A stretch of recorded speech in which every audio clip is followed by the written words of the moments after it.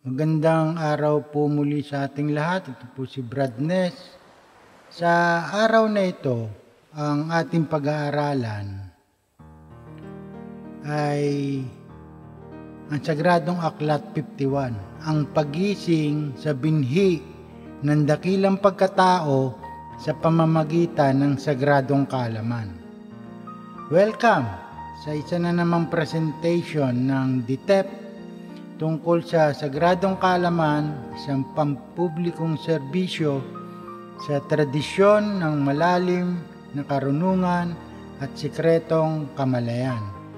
Ang sikretong kaalaman ay ang mga kahangahangang karunungan ng lahat ng mga dakilang relihiyon. Ang Sagradong Kaalaman ay universal na pagtuturo ng praktikal na agham.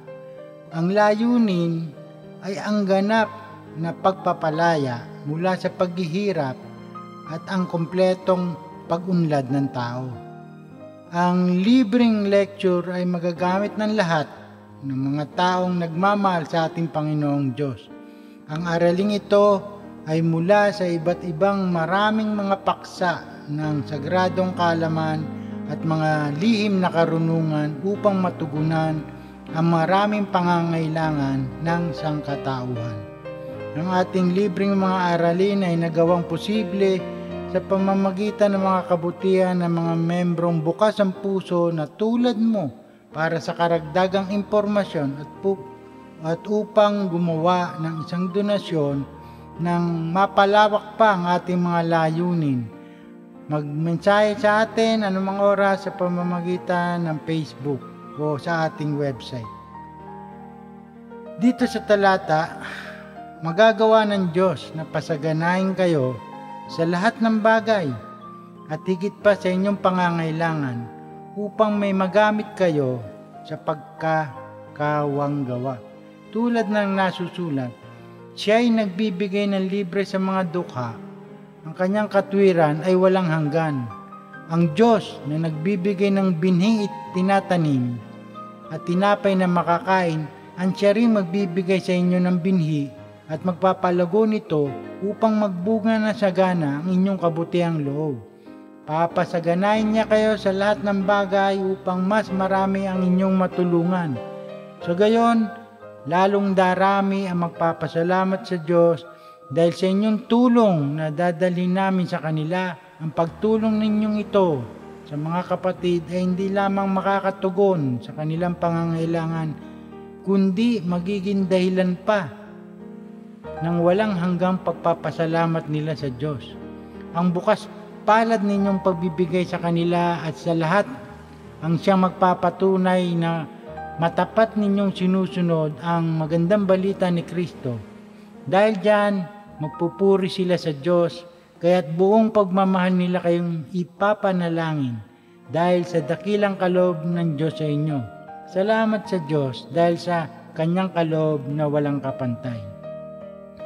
Ang magaan na pagtanggap ay isang ekspresyon ng karangalan sa nagbibigay. Ang paggasta at mga serbisyo, ang pera ay parang dugo, dapat itong dumaloy. Ang pag-iimbak at pagtatago lang nito ay nagiging dahilan upang maging matamlay.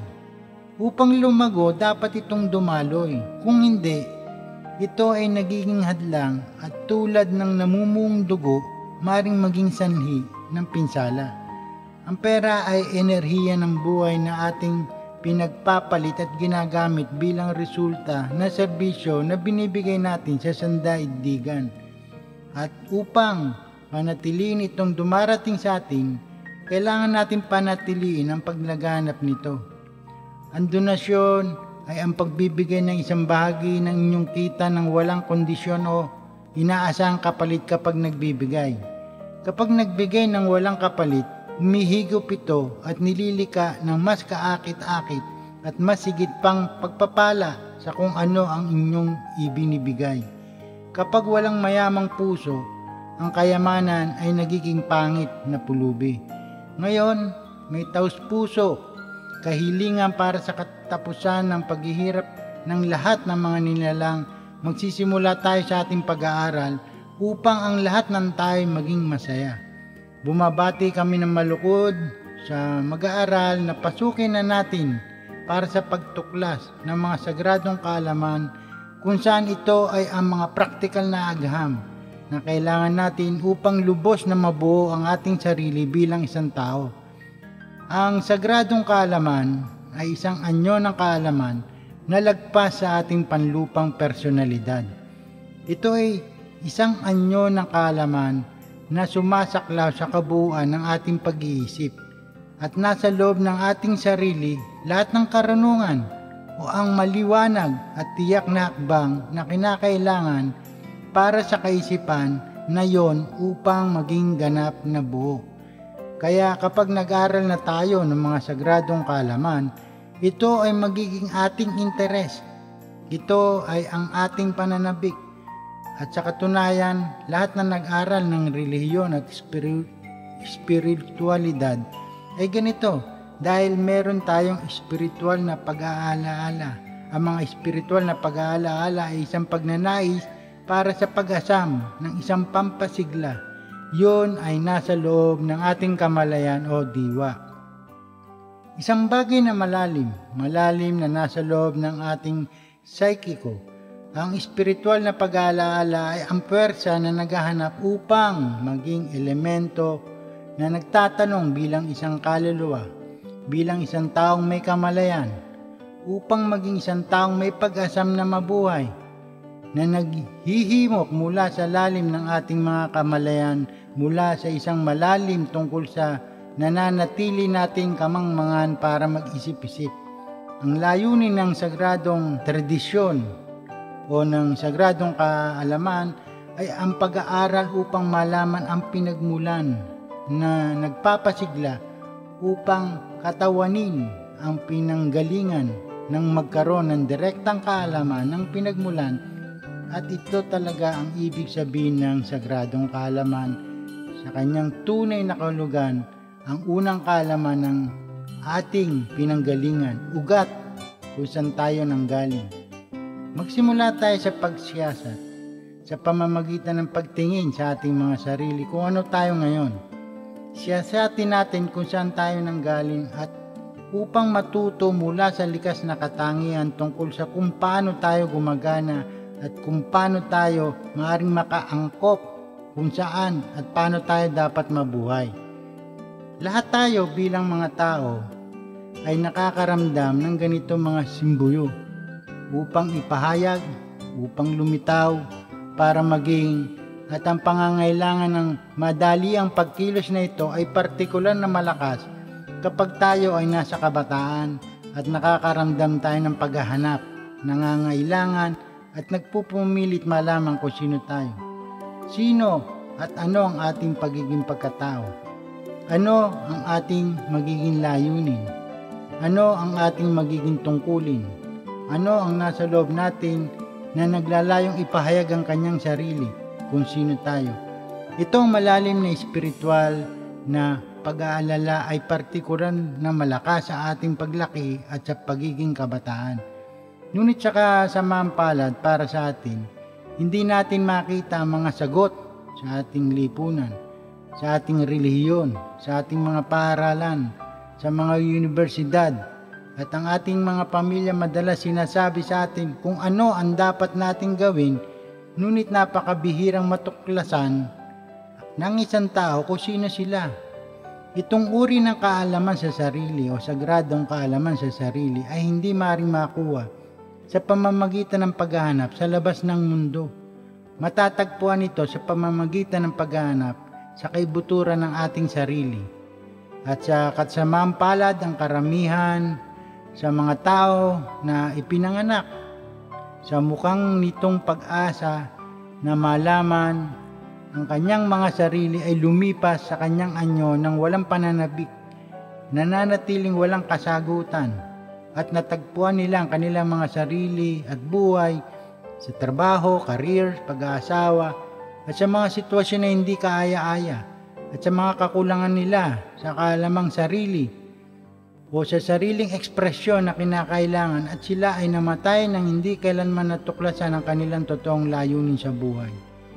Ito ay pareho sa anumang halaman, sa anumang puno na sa kurso ng kanilang pag-iral ay pinakawalan mula sa kanilang sarili ang milyong mga binhi, at ang mga binhi ay nakakalat sa bawat kapaligiran upang palaganapin ang kanilang uri ng puno na yon. Ang karamihan sa mga binhi, ang lahat ng kung saan ay may pakiramdam ng pananabik upang maging isang mahusay na punong kahoy ay mawawala. Ito ang parabola na ibinigay ni Jesus sa Ebanghelyo. Sa Mateo 13:1 hanggang 58, ang talinghaga tungkol sa maghahasik. Noon ding araw na yon, si Jesus ay lumabas ng bahay at naupo sa tabi ng lawa. Dahil sa dami ng taong lumalapit sa kanya, sumakay siya sa isang bangka at doon naupo. Tumayo naman sa dalampasigan ng mga tao at sila ay tinuruan niya ng maraming bagay sa pamamagitan ng mga talinghaga. Ganito ang sinabi niya: may isang magsasaka lumabas upang maghasik. Sa kanyang paghasik ay may mga binhing nalaglag sa tabi ng daan. Dumating ang mga ibon at tinuka ang mga iyon. May mga binhi namang nalaglag sa mabatong lupa. Dahil manipis lang ang lupa roon, sumibol agad ang mga binhi. Ngunit natuyo agad ang mga ito ng mabilad sa matinding init ng araw, palibhas ay mababaw ang ugat. May mga binhi namang nalaglag sa may matitinik na halaman. Lumago ang mga halamang ito at sinakal ang mga binhing tumutubo doon. Ngunit ang mga binhing nasik sa matabang lupa ay namunga. May tig 100, may tig 60, at may tig 30. Makinig ang may pandinig, sapagkat ang meron ay bibigyan pa at mananagana. Ngunit ang wala, kahit ang kukaunting nasa kanya ay kukunin pa.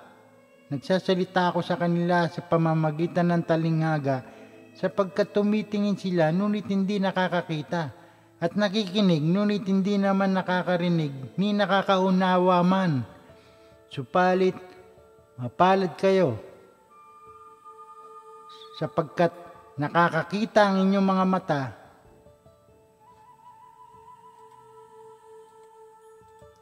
Tandaan ninyo, maraming propeta at matutuwid na tao ang naghahangad na makita ang inyong nasasaksihan at marinig ang inyong napapakinggan, subalit hindi nila ito nakita ni narinig. Ipinaliwanag ang talinghaga tungkol sa mga hasik. Pakinggan ninyo ang kahulugan ng talinghaga tungkol sa mga hasik. Kapag ang isang tao ay dumirinig na mensahe tungkol sa paghahari ng Diyos, ngunit hindi naman niya iyon inuunawa, siya ay katulad ng binhing nalaglag sa daan. Dumating ang masama at agad inaalis sa kanyang isip ang mensaheng kanyang napakinggan. Ang katulad naman ng binhing nalaglag sa mabatong lupa ay ang taong dumirinig na mensahe, kaagad at masaya niya itong tinatanggap. Ngunit hindi tumimo ang mensahe sa kanyang puso. Sandali lamang itong nanatili at pagdating ng mga kapigatian at pagsubok dahil sa mensahe, agad siyang tumalikod sa kanyang pananampalataya. Ang binhi namang nahulog sa mga damuhang matinik na halaman ay naglalarawan ng mga taong dumirinig ng mga mensahe, ngunit dahil sa pagkabalisa sa maraming mga bagay at pagkaumaling sa kayamanan, ang mensahe ay nawalan ng puwang sa kanyang puso at ito ay hindi nagkaroon ng bunga sa taong yun. At ang katulad naman ng binhing napahasik sa matabang lupa ay ang mga taong dumirinig at umuunawang mabuti sa mensahe. Kaya ito ay namumunga ng sagana, may tig 100, may tig 60, at may tig 30. Talinghaga tungkol sa mga damo sa triguhan. Nagsalaysay muli si Jesus sa kanila ng isa pang talinghaga. Sinabi niya, ang kaharian ng langit ay katulad ng isang taong naghahasik ng mabuting binhi sa kanyang bukid. Isang gabi natutulog ang mga tao, dumating ang kanyang mga kaaway. Naghasik ng mapanirang damo sa triguhan at saka umalis. Nang tumubo at magbunga ang trigo, lumitaw din ang mapanirang damo. Kaya't pumunta ang mga utusan sa may-ari ng bukid at nagtanong, hindi po ba mabuting binhi lamang ang inihasik ninyo sa inyong bukid? Bakit po may damo ngayon? Sumagot siya, isang kaaway ang may kagagawa nito. Tinanong siya ng mga utusan, bubunutin po ba namin ang mga damo? Huwag, baka mabunot pati ang mga trigo, sagot niya. Hayaan na lamang ninyong lumago kapwa ang damo at trigo. Hanggang saan yan? Pag-ani sasabihin ko sa mga tagapag-ani, ipunin muna ninyo mga damo at inyong pagbigkis-bigkisin at saka sunugin. Pagkatapos, ipunin naman ninyo ang trigo sa aking kamalig. Talinghaga tungkol sa buto ng mustasa. Sa pagpapatuloy, isa pang talinghaga ang isinalaysay ni Jesus sa kanila. Ang kaharian ng langit ay katulad ng isang buto ng mustasa na itinanim sa isang tao sa kanyang bukid. Ang buto ng mustasa ang pinakamaliit sa lahat ng binhi. Ngunit pagtubo nito, ito'y nagiging mas malaki kaysa alinmang halaman at nagiging punong kahoy, kaya nakakapagpugad ang mga ibon sa mga sanga nito. Ang kahulugan ng talinghaga tungkol sa mga damo at triguhan. Pagkatapos, iniwan ni Jesus ang mga tao at pumasok siya sa bahay. Lumapit ang kanyang mga alagad at sinabi sa kanya, paliwanag nga po ninyo sa amin ang talinghaga tungkol sa mapanirang damot na tumubo sa bukid.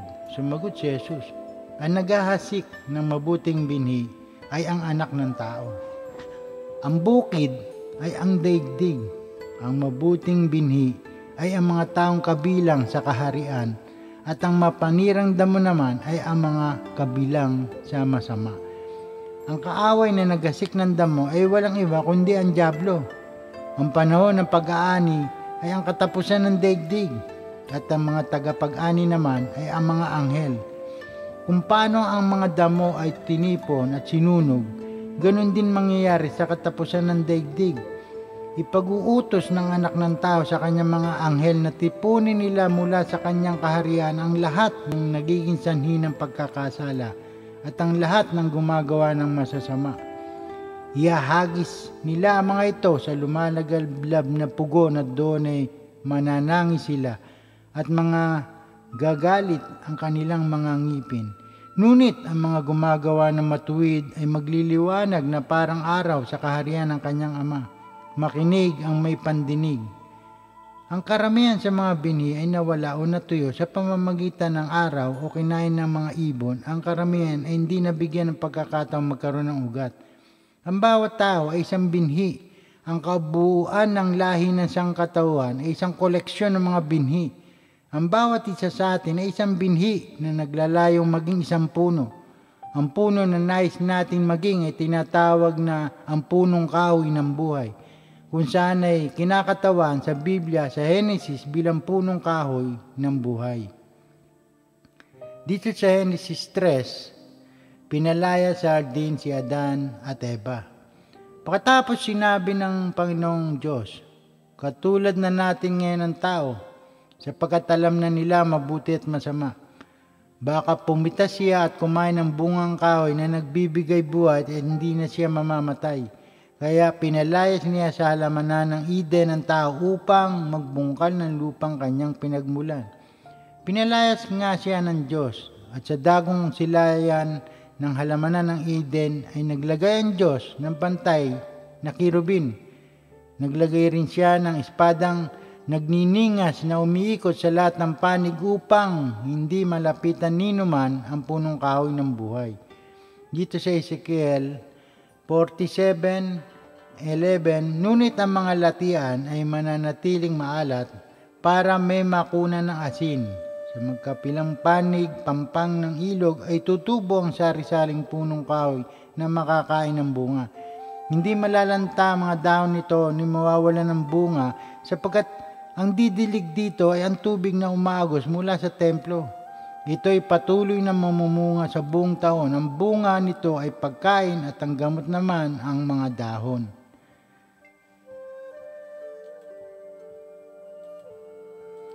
Sa pahayag sa 22:1, ipinakita rin sa akin ng anghel ang ilog ng tubig na nagbibigay buhay.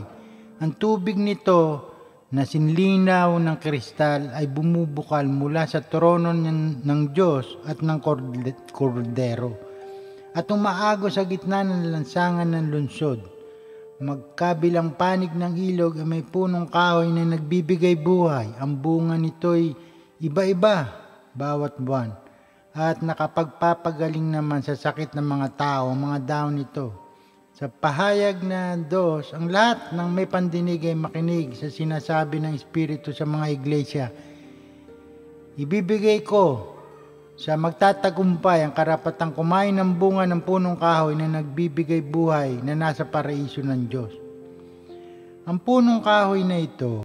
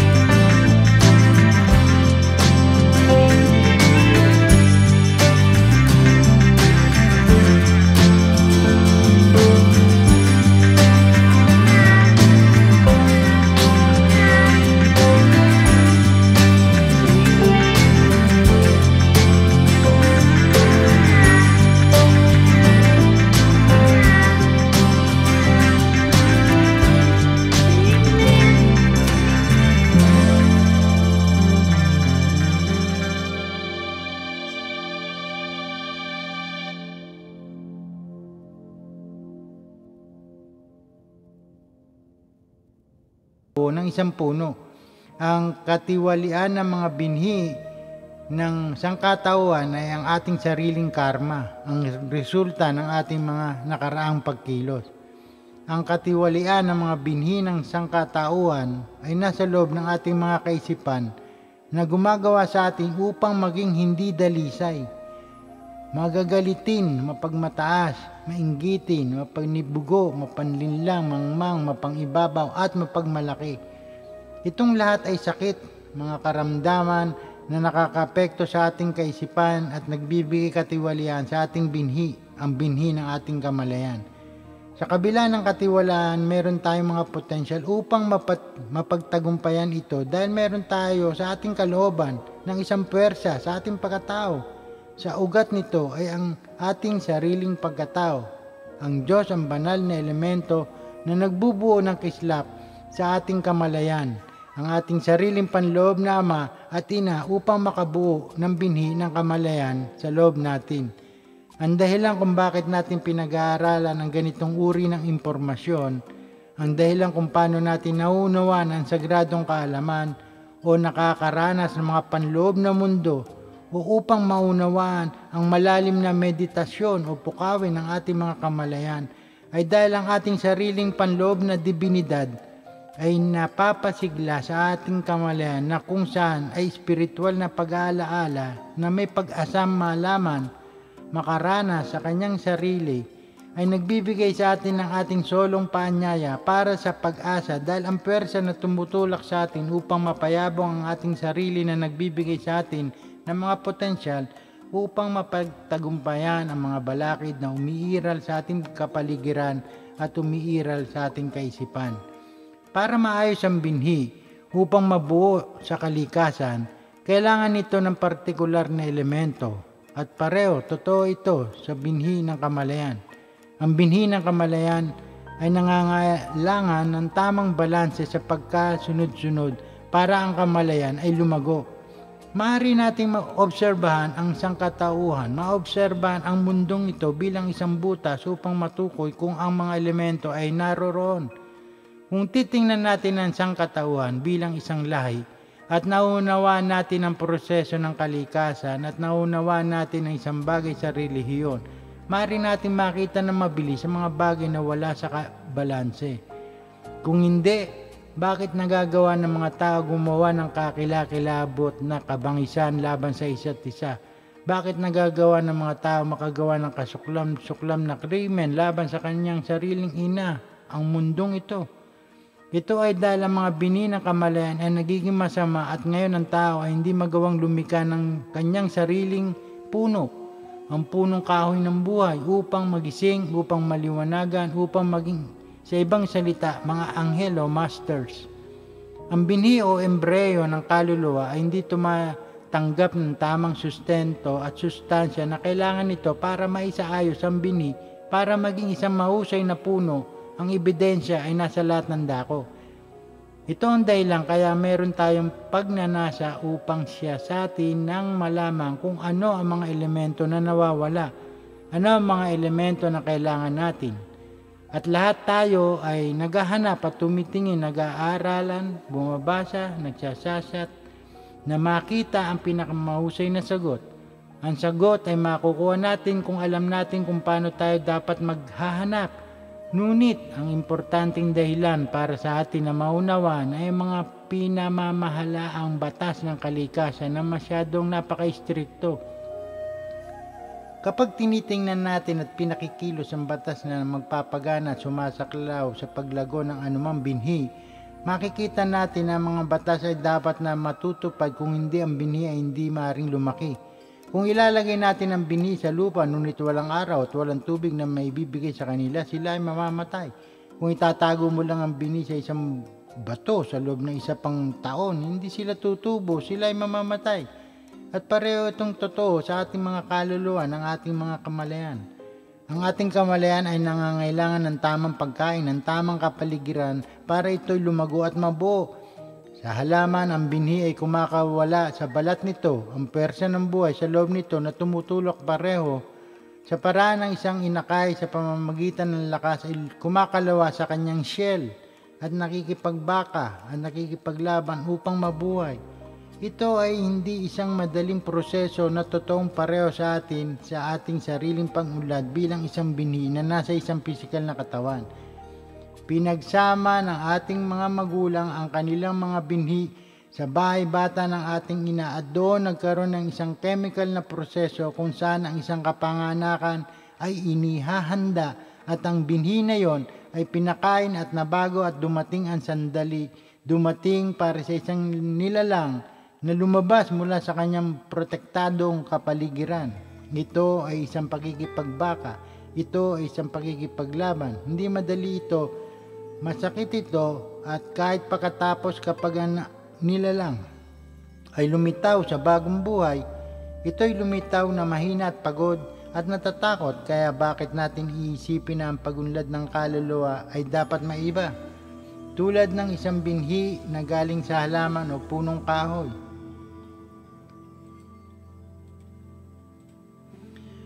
Sino tayo para mag-isip na ang pag-unlad ng kaluluwa ay dapat maging madali, na sa katunayan, ito ang karukrukan ng lahat ng pag-unlad at sa gayon ay ang pinakamahirap na kapanganakan sa lahat.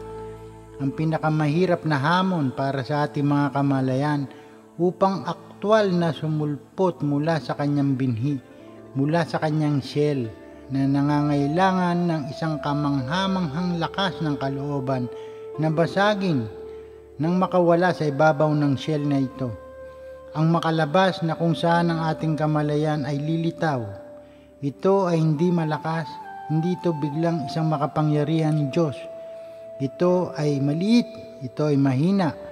Sa karanasan, kailangan ito ng pagkain mula sa kanyang ina. Nangangailangan ito ng proteksyon at ganun din ang ating kaluluwa. Lahat ng mga elementong ito ay dapat itong maibigay sa atin, ngunit hindi sa mundong ito.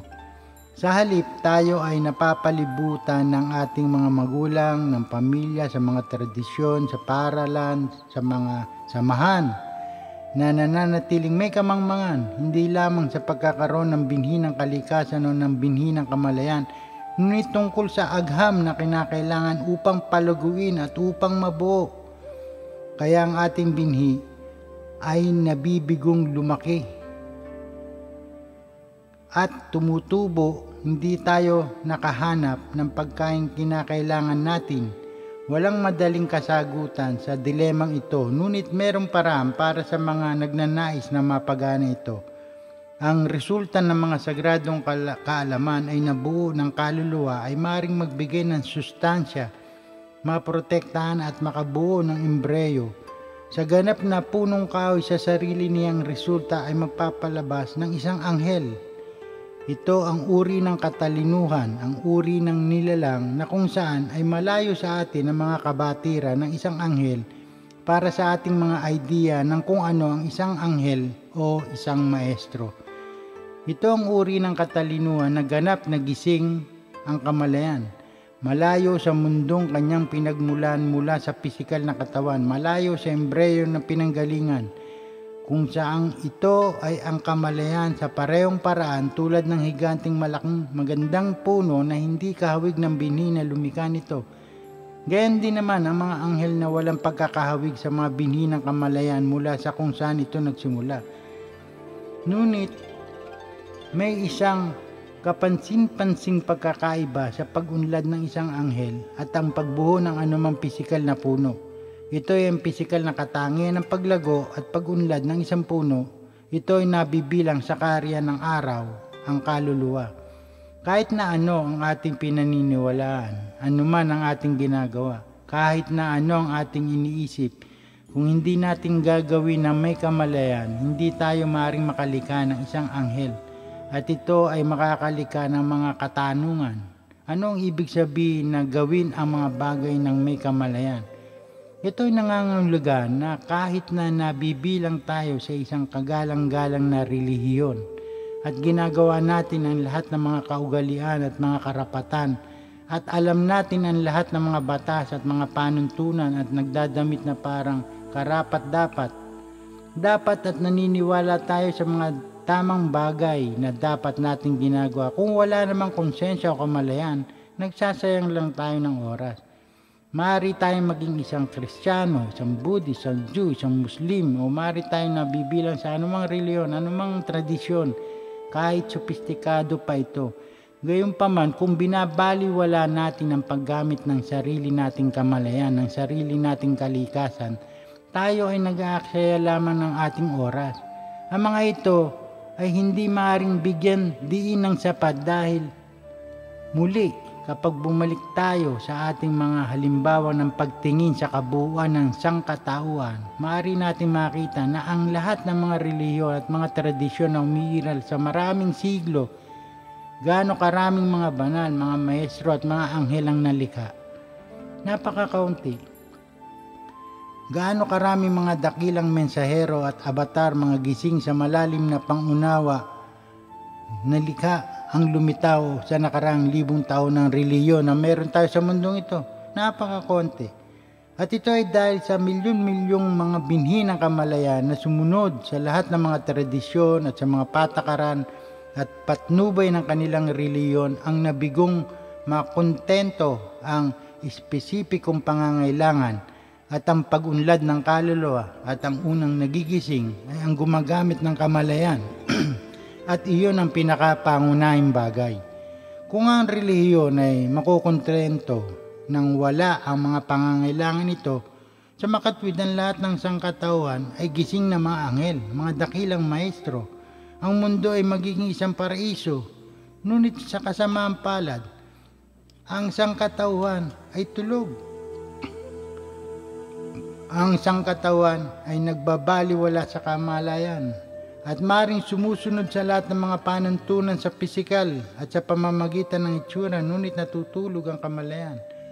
Merong isang panganib sa loob nito at yun ay ang tinatawag nating batas ng sanhi at epekto.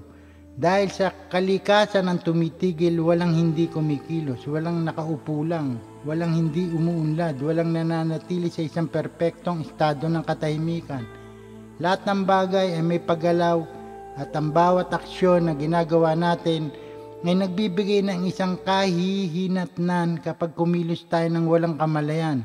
Gising pero tayo ay kumikilos ng tulog.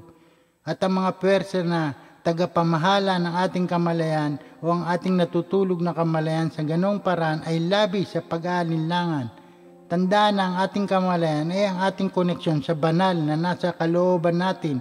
Kung ang pag-aagusan ay hindi bukas, at kung ang ating kamalayan ay tulog, ano ang gumagana sa atin? Pagmamataas, takot, panibugo, inggit. Ang mga ito ay maaari lamang makapagbigay ng paghihirap. Ito ang dahilan kung bakit ang sangkatauhan ay nasa ganitong estado. Kaya ang sangkatauhan ay natutulog at lumilika ng sakit sa loob. Mayroong mga taong ginagamit ang kaalaman sa maling paraan. Ito ang dahilan kung bakit sinasabi ng Biblia at marami sa kanila ay natutulog sa abo ng lupa, igigisingin para sa buhay na walang hanggan, at ang ilan sa kahihiyan ng isang walang hanggang pag-aalis pusta. Kaya rito sa Daniel 12:2, muling mabubuhay ang maraming mga namatay sa lahat ng panig ng daigdig, ang iba'y sa buhay na walang hanggan at ang iba na may sa kaparusahang walang hanggan. Ang ating kamalayan ay kinakailangang magising, ngunit maaari lamang itong magising ayon sa mga magkasulangat na kalikasan. Ito ay ang lahat ng bagay sa kalikasan na tunggalian. Kung kaya nating gisingin ang ating kamalayan ng positibo at maging isang anghel, maaari rin nating gisingin ito ng negatibo at maging isang demonyo. Yan ang dahilan kung bakit sa punong kahoy ng kaalaman ay ang punong kahoy ng kaalaman tungkol sa mabuti at masama, sapagkat ito ay may potensyal upang itakda ang ating landas sa buhay o para sa landas ng kamatayan. Ito ang sabi ng Biblia. Sa Jeremiah 21:8, sabihin mo sa bayang ito ang pinasasabi ni Yahweh, narito ang buhay at ang kamatayan, mamili kayo sa dalawa. Sa makatwid, ang trabaho ng mga reliyon ayon sa kaugalian ay laging magkaroon ng kamalayan ng mga kaalaman na maaaring makita ang kaibahan sa pagitan ng dalawang ito upang malaman ang pagkakaiba at sa kasamaang palad. Sa oras na ito ay lubang mahirap na gawin ito. Lubang mahirap na maring makita ang kaibahan, gayunpaman kailangan nating pag-aralan at malaman kung paano ang trabaho ng relihiyon sa buong kasaysayan ay upang maglaan sa mga kaluluwa, sa embreyo ng kaluluwa, ng mga elementong kailangan sa pagsasaayos para mapalago ang mga binhi ng ating mga kamalayan na nangangailangan ng tamang mga sangkap. Ang unang elementong kailangan ng binhi ay ang maitanim sa lupa. Ang lupa ay ating pisikal na katawan. Kailangan natin ng pisikal na katawan. Ang lupa mismo ay ating daanan, ang sangkap upang mapakain natin ang ating sarili. Ang binhi na ating itinanim sa lupa ang nagdala palabas sa lupa ng mga mineral at iba bang bagay na kailangan nito, ang mga chemical na kailangan nito upang maging makakain. Gayun din sa ating mga pisikal na katawan, natatanggap natin at ibahin ang anyo ng enerhiya na kailangan natin upang bumuo ng kamalayan. Ang iba pang mga bagay na kailangan natin ay ang liwanag kapag ang binhi ay nakatanim sa lupa. Kapag ang ating kamalayan ay nakatanim sa loob ng ating pisikal na katawan, kailangan natin ng liwanag. Ang liwanag na ito ay may mga antas at kabuluhan. Ang pisikal na binhi na tinanim sa isang pisikal na lupa ay mangangailangan ng liwanag ng araw. Ang ating kamalayan ay nangangailangan rin ng sikat ng araw, ngunit ang liwanag na ito ay ang liwanag ni Kristo. Ang liwanag ng Dharma, ang malinaw na liwanag na lumitaw mula sa walang hangganan, ang Logos, ang salita ng Diyos. Kailangan natin ang ilaw para sa ating dibinidad sa loob, para matanglawan tayo, para mabigyan tayo ng panggatong, ng lakas, ng apoy. Ang ilaw na yon ay ang kaalaman sa relihiyon, kaalaman tungkol sa siyensya, ang kaalaman tungkol sa ating landas. Ang landas ng binhi ng ating mga kamalayan ay hindi maaaring magising na nasa lupa lamang. Sa pagtanggap ng liwanag, kailangan din ng tubig. Ang tubig ay sensual. Kaya nakikita natin dito, kailangan natin ang dalawang mga puno ng hardin ng Eden. Kailangan natin ang punong kahoy ng buhay, ang kaalaman ng lahat ng mga batas. Ito ay ang liwanag, bumababa, pababa sa puno, ang liwanag ng araw, ang ilaw, ang liwanag ni Kristo, na maaaring gumabay sa kaluluwa upang maging isang anghel. Ipaliwanag at nagpapayag ng mga solar na batas na tagapamahala sa lahat ng antas ng paglikha sa itaas na kung saan dapat pumasok ang kaluluwa upang makuha ang kanyang lugar sa kosmikong hierarchy. Ito ay kung paano natin makikita ang ating layunin. Ang tubig ay sagrado, ang puno ng kaalaman ng mabuti at masama. Ito ang tubig ng buhay. Isang sagrado, isang literal na ibig sabihin ng kemika ng Diyos at ang agham ng mitisismo ng tubig na ang kaluluwa ay maring sumulpot mula sa lumikha na pwedeng lumikha. Kaya ang simbolo ng binhi na lumabas na papunta sa ilaw upang pasiglahin sa pamamagitan ng mga persang ito, ang dahilan kung bakit tayong dapat pumasok sa sagradong kaalaman. Ang ating binhi ay nasa lupa at meron na tayong pisikal na katawan. Ang ating mga binhi ay may liwanag sapagkat natatanggap na natin ang espiritual na pag-aalaala na tumutulak sa atin upang alamin ang isang bagay na meron tayo. Pagkabalisa na naghahanap upang malaman at meron tayong tubig, ngunit paano natin ginagamit ito? At ito ang ating katanungan. Sa pagbubuo na pag-aralan natin ng tatlong mga sanhi upang samantalahin ang mga elementong ito na natanggap natin na nagdala sa atin sa lupa. Ang pagtanggap ng liwanag at ang pagkakaroon ng tubig, kailangan natin malaman kung paanong magtrabaho sa kanila. Meron tubig sa loob ng ating mga katawan, sa loob ng ating mga shell. At ang liwanag ng kaalaman, ang liwanag ng sagradong kaalaman, ang liwanag ng ating pagkakalikha na nagniningning sa atin at meron tayong katawan na dapat nating samantalahin. Ang tungkulin ng lahat ng relihiyon sa lahat ng panahon ay ang magbigay sa binhi ng pangunawa sa tatlong mga dahilan na kinakailangan upang balansehin at gamitin ang mga puwersa. Ang mga kadahilanan ay ang kamatayan, kapanganakan at sakripisyo. Lahat ng relihiyon ay may pananagutan upang ituro at ipaliwanag ang tatlong mga kadahilanan. Ang kamatayan ay ang pag-alis sa luma, ang pagkatapos na kung saan ito ay hindi na kinakailangan. At sa kaso ng ating pagkakatulad sa maliliit na binhi at ang lupa na gustong maging isang puno sa loob ng binhi ay magiging isang mahalagang material na kinakailangan ng binhi upang magamit ng mabuo ang kanyang sarili. Sa ibang salita, ang mga binhi mismo ay dapat mamatay sa pagkakaayos para ang buhay ay lumitaw sa pagkakasunod-sunod para sa mga usbong na sumibol mula sa lupa. Ito ay ang parehong totoo sa ating mga makataong binhi ng ating kamalayang pantao. Tayo bilang isang diwa ay kailangang mamatay upang ang anghel ay lumabas at sa ating kaso sa mundong ito. Ito ay kinakailangan dahil ang ating mga binhi ay naging korap. Ang ating mga makataong kamalayan ay meron sa kanyang pinakaloob. Ang tunay na pag-iral ngayon ay may maraming mga elemento ng korupsyon na hindi na natin alam ang pagitan ng kung ano ang dalisay at hindi dalisay.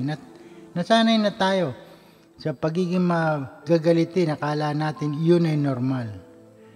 Dito sa 2 Korinto 5:1-21, alam natin kapag nasira na ang toldang tinitiran natin ngayon na tumutukoy sa ating katawang lupa, tayo may tahanan sa langit na hindi kailanman masisira.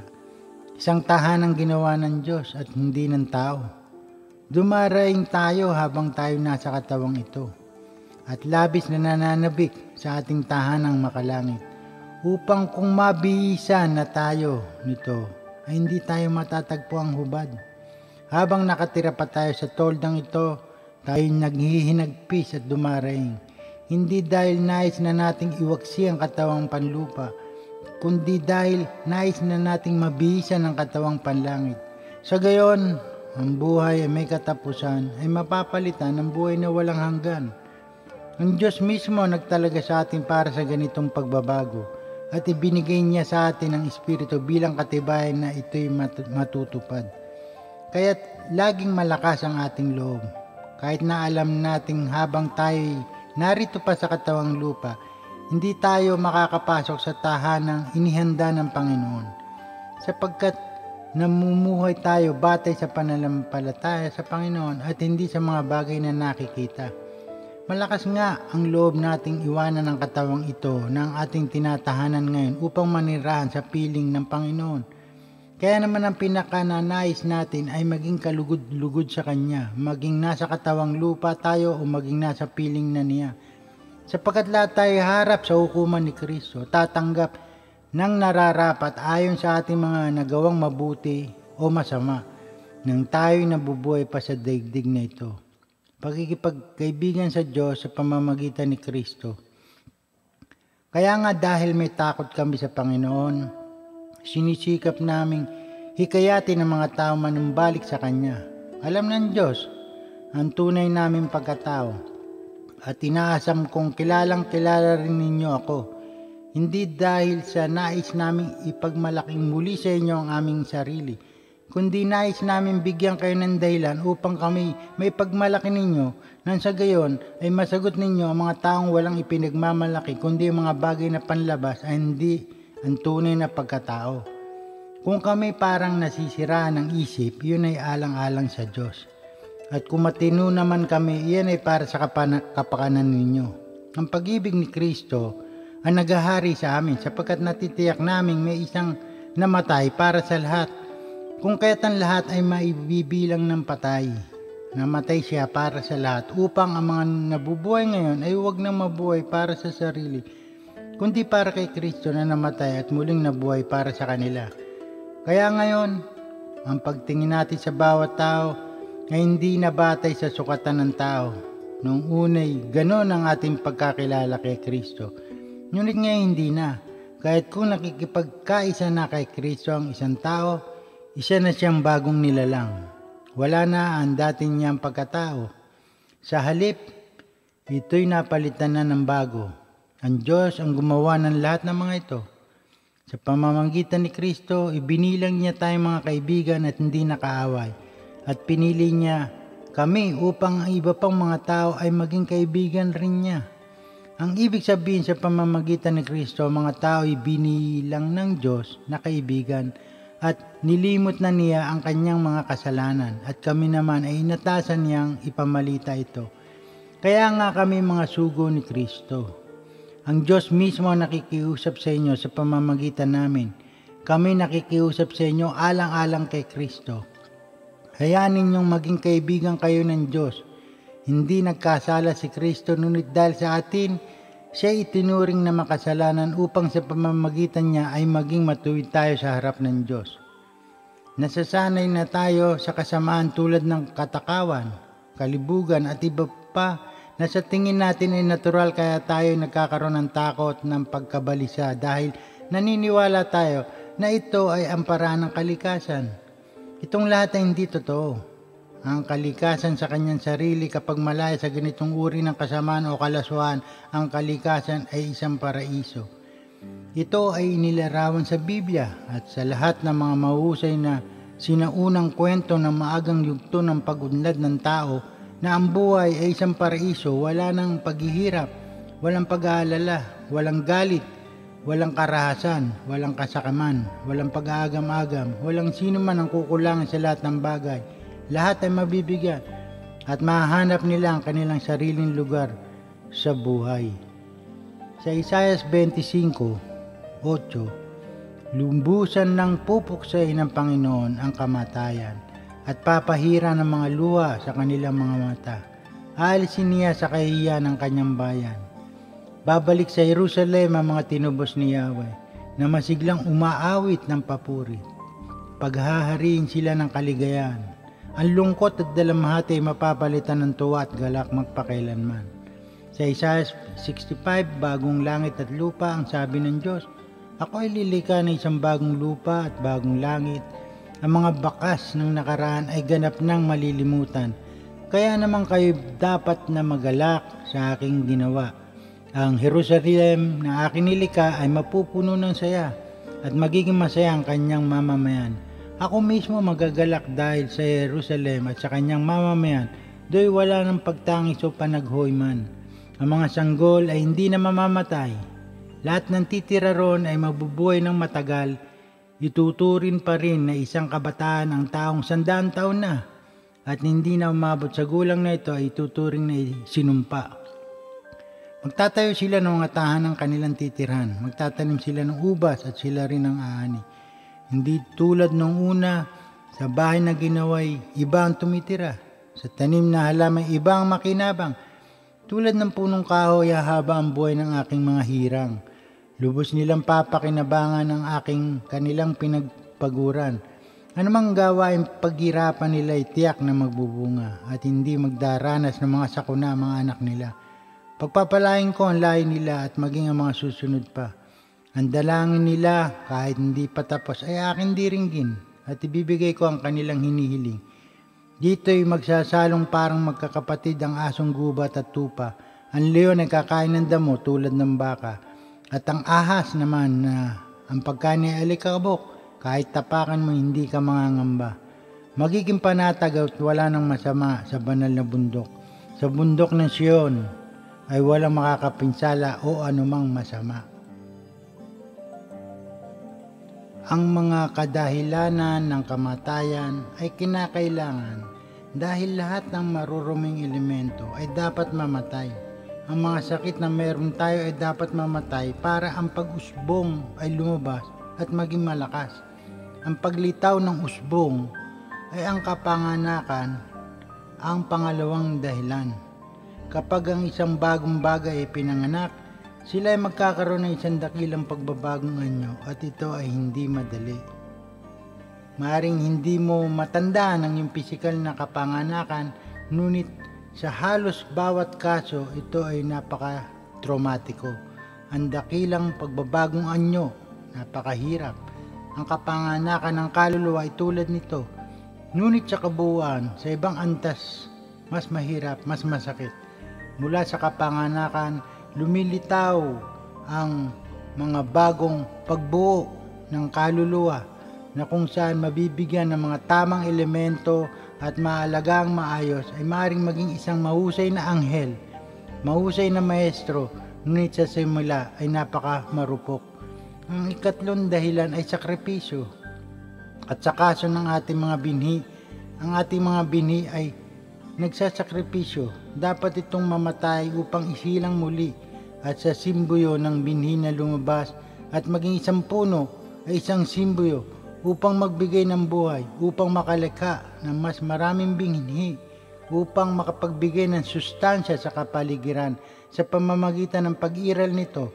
Pagkatapos ay malalaman natin na sa anumang mga halaman, ito ang nangyayari. Ang usbong ay biglang lumilitaw para alisin ang mga karumihan at upang ilabas ang mga elemento para sa benepisyo ng kapaligiran nito.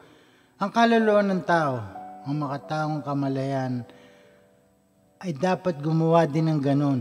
Ngunit sa mas aktibo at sa mas mataas na antas, ang kaluluwa ng tao ay hindi ipinapanganak lamang para hanggaan o para sambahin, hangaan o para sambahin o para kainggitan. Ang kaluluwa ng tao ay pinanganak upang magbigay ng buhay, upang makatulong, upang sumaklolo, upang makinabang ang iba, upang magsakripisyo. Ito ang batas ng Panginoong Jesucristo upang magbigay, upang magkaroon ng awa. Sa Colosas 3:1-25, binuhay kayong muli na kasama ni Kristo.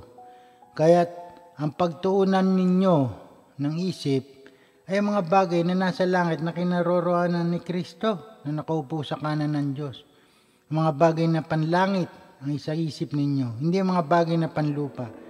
Sapagkat namatay na kayo at ang inyong tunay na buhay natatago sa Diyos kasama ni Kristo. Si Kristo ang inyong buhay at kapag siya'y nahayag na, mahayag din kayong kasama niya at makakahati sa kanyang karangalan at ang dati at bagong buhay. Kaya't dapat nang mawala sa inyo ang mga pagnanasang makalaman, ang pakikiapid, kahalayan, mahalay na simbuyo ng damdamin, masamang nasa, o ang kasakaman. Dahil sa mga ito, tatanggap ng parusa ng Diyos sa mga taong ayaw pasakop sa Kanya. Kayo man ay nambuhay din ayon sa mga pitang iyon nung kayo ay pinaghaharian pa ng mga ito. Ngunit ngayon, itakwil na ninyo ang lahat ng galit, puot at sama ng loob. Iwasan na ninyo ang panlalait at malaswang pananalita. Huwag kayo magsisinungaling sa isa't isa sapagkat hinubad na ninyo ang dati ninyong pagkatao pati ang mga gawa nito. Isinuot ninyo ang bagong pagkatao na ang patuloy na nagbabago at nagiging kalarawan ng Diyos na lumikha sa inyo upang lalo ninyo siya makilala. Kahit sa kalagayang ito, wala nang pagkakaiba ang Grego at ang Hudyo, ang tuli at ang di-tuli, ang dayuhan at ang mababangis na tao, ang alipin at ang malaya. Ngunit si Kristo ang pinakamahalaga sa lahat at siya'y nasa inyong lahat. Kaya nga dahil kayo hinirang ng Diyos, minahal niya at pinili para sa Kanya, dapat kayo maging mahabagin, mabait, mapagkumbaba, mahinahon at mapagtiis. Magpasensya kayo sa isa't isa at magpatawad kayo kung may hinanakit kayo kanino man. Magpatawad kayo gaya ng pagpapatawad sa inyo ng Panginoon. At higit sa lahat, magmahalan kayo sapagkat ang pag-ibig ang buklod ng ganap ng pagkakaisa. Pag-arinin niyo sa inyong puso ang kapayapaang kaloob ni Kristo sapagkat yan ang dahilan kung bakit kayo tinawag sa isang katawan. Magpasalamat kayong lagi. Ang salita ni Kristo ay hayaan ninyong lubusang manatili sa inyong puso. Turuan ninyo at paalalahanan ang isa't isa ng may buong karunungan. Buong puso kayong umawit ng mga salmo, mga himno, at mga awiting espiritual ng may pagpapasalamat sa Diyos. At anuman ang inyong sasabihin o gagawin, gawin niyo lahat sa pangalan ng Panginoong Jesus at sa pamamagitan niya magpapasalamat kayo sa Diyos Ama. Itong umuuspong na buhay ay pagpapabago sa enerhiya para sa benepisyo ng iba. Kinukuha ang kadumihan at naglalabas pabalik ng mga purong elemento para sa benepisyo ng iba. Kapag tinitingnan natin ang analohiya nito at suriin ang konteksto sa pagunlad ng ating mga psikiko, kailangan nating maunawaan ang isang bagay ng may ganap na kalinawan. Ang tatlong mga kadahilan sa kanyang sarili ay hindi mahirap na maunawaan. Ang kamatayan at kapanganakan at sakripisyo ay hindi mga bagong tuntunin sa ating lahat. Itinuturo ito ng reliyon sa bawat isa sa kanyang sariling paraan. Lahat ng reliyon ay nagtuturo ng kapanganakan bilang kasanayan at sa simbolisismo at sa filosofiya. Ang kamatayan, ang mystical na kamatayan, ang kamatayan ng pagkamakasarili. Ang kamatayan ng sarili, silang lahat ay nagtuturo sa kapanganakan, ang paglitaw ng kaluluwa, ang pagising ng kamalayan, ang pag-unlad ng pagiging maestro o pantas, kung paano maglingkod sa iba, ang sanktuaryo. Ang mga ito ay hindi bago at ang sangkatauhan ay nagtatrabaho sa tatlong mga dahilanan sa nakalipas na libo-libong taon nang sa gayon, muling tingnan natin kung ano ang kulang. Kung ang relihiyon ay nagtuturo ng mga kadahilanan at ito ay kinakailangan, bakit naghihirap pa rin ang sangkatauhan? Bakit walang mga anghel na pinanganganak sa mundong ito?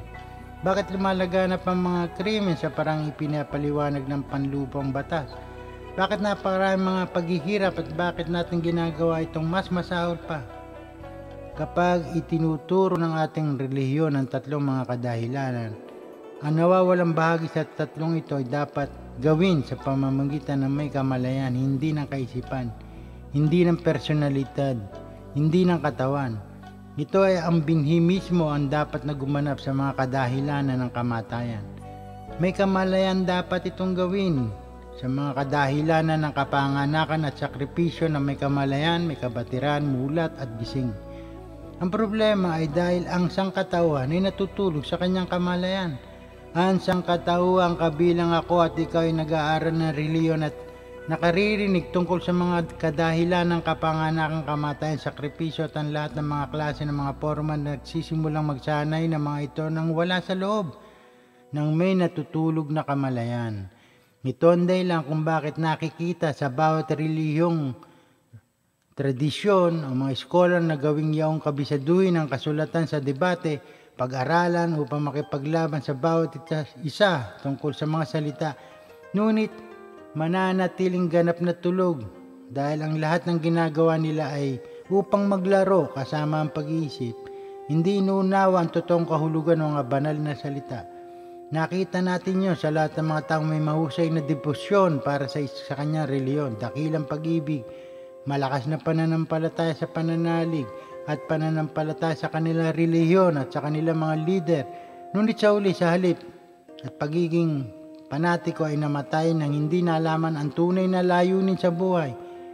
Maaring meron silang kabutihang intensyon, maaari silang vegetara, maaring nagsasanay sila sa walang kaguluhan o karahasan, ngunit sila ay nabigo upang gisingin ang kanilang kamalayan. Nakita din natin ang mga gumanap ng kanilang tuntunin ng perpekto. Gumanap sa mga espiritual ng kanilang reliyon ng perpekto na nabibilang sa tamang mga grupo ng mga membro ng mga may karapatan at kaayusan na tumatanggap ng lahat ng mga kasiguruhan at mga pangako mula sa kanilang mga partikular na relihiyon, na nagsusuot ng karapat-dapat na may kasuotan at mga tamang alas, ngunit nananatiling natutulog at hindi na kailanman nagising ang kanilang kamalayan at namatay. Tunay na ito ay isang trahedya. Ang pag-unlad ng kaluluwa ay hindi mekanikal para sa atin upang magtanim ng isang binhi sa lupa at tumubo, maging isang prutas o gulay o isang punong. Hindi mahalaga kung ano ang pinaniniwalaan natin. Walang magbabago kung ano ang ating pinaniniwalaang politika, kung ano ang ating pondo o pinaniniwalaang reliyon, kung tayo ay isang lalaki o isang babae. Ang mahalaga ay ang binhi ay nakakatanggap ng mga elemento na kinakailangan nito para sa kanyang paglaki. Ang mga batas ng kalikasan ay nalugod. Ang kamalayan ay hindi naiiba sa anumang pantaong organismo sa mundong ito na maaaring maging isang pantas. Kahit na ano ang relihiyon sila nagmula, hindi mahalaga kung anong lahi, kung sila ay lalaki o babae, hindi mahalaga kung anong kanilang paniniwala o iniisip. Kung nalulugod ang batas na namamahala sa kanilang kamalayan at pag-unlad ng kaluluwa, sila ay maging isang pantas. Napakasimpleng maunawaan, ngunit upang gawin ito ay iba pang bagay. Subalit meron isa pang kadahilanan dito, isa pang punto kung saan ay marami mga tradisyon na itinuturo tungkol sa kung paano gisingin ang kamalayan na nagtuturo ng tatlong mga kadahilanan: kapanganakan, kamatayan, sakripisyo. Nagtuturo sila ng kawalan ng kaisipan at paano gumising, ngunit ito hindi garantisado na tayo ay magiging anghel. Maaaring tandaan na ang kamalayan ay dualidad, ang hagdan na nakita ni Jacob sa kanyang pangintayin na umakyat at bumaba. Dito sa Genesis 28 na naginip si Jacob sa Bethel. Umalis nga si Jacob sa Beersheba at nagpunta sa Haran. Inaabot siya ng paglubog ng araw sa isang lugar at minabuti niyan doon na magpalipas ng gabi. Isang bato ang inunan niya sa kanyang pagtulog. Nang gabing iyon siya na naginip, may nakita siyang hagdan na abot sa langit at nagmanhik manaog doon ng mga anghel ng Diyos. Walang ano-ano'y nakita niya si Yahweh sa tabi niya. Wika sa kanya, "Ako ang Diyos ni Abraham at ni Isaac. Ang lupang ito na iyong hinihigan ay bibigay ko sa iyo at sa iyong lahi. Darami sila na parang alikabok sa lupa at lalaganap sila sa apat na sulok ng daigdig. Sa pamamagitan mo at ng iyong lahi ay pagpapalain ng lahat ng bansa. Tanda mo, susubaybayan kita at pagtatanggol saan ka man magpunta at ibabalik kita sa lupaing ito. Hindi kita iwanan hanggang sa matupad ng lahat ng sinasabi ko sa iyo." Maaaring alam natin ang tatlong mga kadahilanan. Maaaring alam natin kung paano gamitin ang ating kamalayan para mabigyan pansin na maging gising. Ngunit iyon ay hindi garantisado na tayo ay magiging isang anghel. Merong higit pa rito. May mga tradisyon dito sa mundo na nagtuturo tungkol sa meditasyon at pagiging maingat o tungkol sa sariling pag-aalaala o sa sariling pagmamasid. Maaari silang tawagin sa iba't ibang mga pangalan, ngunit tandaan, may dalawang daan ang itinakda ng Diyos: ang daan sa buhay at ang daan sa kamatayan. Upang malaman ang pagkakaiba ay isang bagay na mahusay na pagkasolemne at maaari lamang malaman sa ating kaloob-loobang sarili o pagkatao, ngunit maraming mga palatandaan na maaaring makatulong sa ating punto ng pag-alis dito. At ngayon, sa kasalukuyang sandali na ito ay ang pinto sa landas. Ang pintuan ay nasa loob ng ating tanawin ngayon. Ito ay hindi bukas at ito ay hindi maaaring kahapon dahil hindi sila umiiral. Ang umiiral ay ang abilidad na meron tayo upang mabatid ng ating sarili na maging may kamalayan, na maging gising. Ngunit ano ang gagawa ng pagkakaiba sa pagitan ng dalawang mga daraanan ay ang ating kalooban o kapasyahan. Sino ang gagabay sa atin? Kaninong kalooban? Dito ay kung saan ang dakilang manlilinlang ay hakbang sa kaugalian ng Kristiyano. Siya ay tinatawag na Satanas o ang mga demonyo, kahit na ang Antichrist. At maraming mga taong magsasabi na naniniwala na ito na ang tao siguro ay isang tanyag na tao o isang politiko. Ngunit ang katotohanan, ang Antikristo ay ang ating sariling kaisipan dahil ito ay kung saan sumasalungat kay Kristo. At si Kristo ay ang liwanag ng araw, ang solar na araw, na liwanag, ilaw, ang sinag ng paglikha na bumaba sa ating sariling mga puno ng buhay upang magpakain at pasiglahin ang binhi upang mapalago. Ang lahat ng salungat kay Kristo ay nasa loob natin. At ang manlinlang na ito ay may iba't ibang mga forma. Marami sa kanila ay nagpapakabanal. Ang ating sariling panloob na manlilinlang maaaring magbihis tulad ng isang pare o isang santo o isang yogi na nagsusuotan ng baro ng isang scholar, ng isang mamamatay tayo o isang hukom. Ang dakilang manlilinlang na salungat kay Kristo ay ang ating sariling mga kaisipan. At ang manlilinlang ay pinakakilala sa pamamagitan ng kanyang mga dinidikitan, ang kanyang pakiramdam ng sarili, ang kanyang pakiramdam ng ako at pagiging makasarili. Sa makatwid, kung nais nating malaman kung paano maring makita ang kaibhan sa pagitan ng dalawang mga landas, pagkatapos maunawaan na ang batas ni Kristo ay ang batas ng sakripisyo. Si Kristo ay ang puwersa ng pag-ibig na nagbibigay buhay. Ito ang batas ng sakripisyo, ang batas ni Kristo na kung saan ay isa, na kung saan ito'y pag-ibig, dalisay na pag-ibig, hindi makaako, hindi ang makasarili, walang pag-iimbot. Ang batas ay taliwas sa pamamagitan ng mga batas na pakamahalin lang ang sarili. Ang puwersa na umahawak lamang sa pagkakakilala na ako sa akin ang aking sarili. Sa ibang salita, kung titingnan natin ito sa vertical na landas ng hagdan sa langit o mula sa langit, sasabihin natin na upang makaakyat pa itaas, kailangan nating merong tumiwalag sa ating sarili. Kailangan nating abandonihin ang ating sarili.